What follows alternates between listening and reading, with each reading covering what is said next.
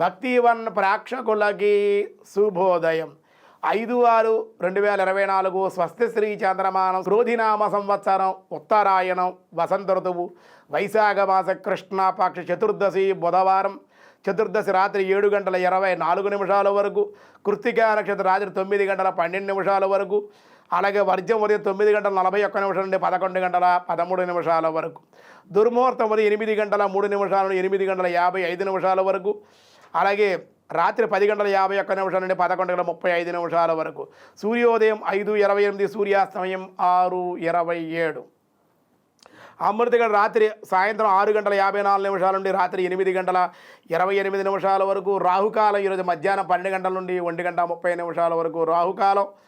శుభ సమయం ఉదయం 6 గంటల నుండి 7:40 వరకు, మధ్యాహ్నం శుభ సమయం 3:50 నుండి 4:30 వరకు శుభ సమయం. సుకర్మయోగం ఇది కూడా మంచిదే, రాత్రి 12:57, భద్రకరణం ఉదయం 8:10, శకుని రాత్రి 7:24.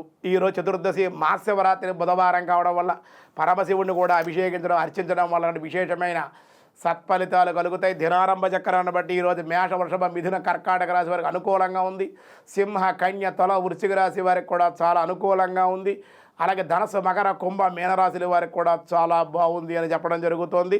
వ్యాసాయ విష్ణురూపాయ వ్యాసరూపాయ విష్ణవే. ఈరోజు విష్ణు సహస్రనామంలో ఏం చెప్తున్నారంటే,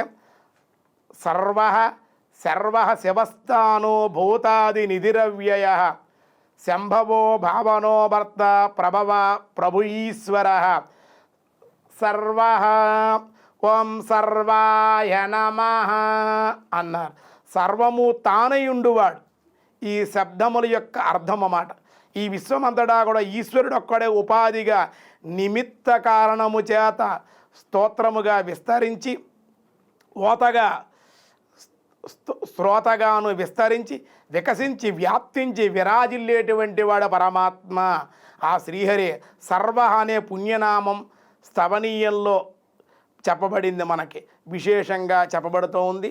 కాబట్టి సర్వ అంటే సర్వము కూడా తానైనటువంటి వాడు. అంతేకాదు మనకు నిరుక్తంలో ఏం చెప్పారంటే, చరాచర శరీరేషు వ్యాప్తిమాన్ సర్వ ఈరిత అంటున్నారు. స్థావర జంగమ రూపాలునకు సకల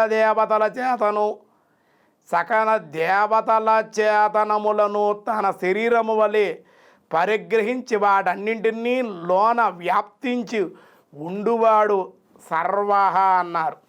అంత శక్తి ఆ నామానికి ఉంది. మిగతా విషయాలు రేపు చూద్దాం. ఈరోజు స్వస్తి.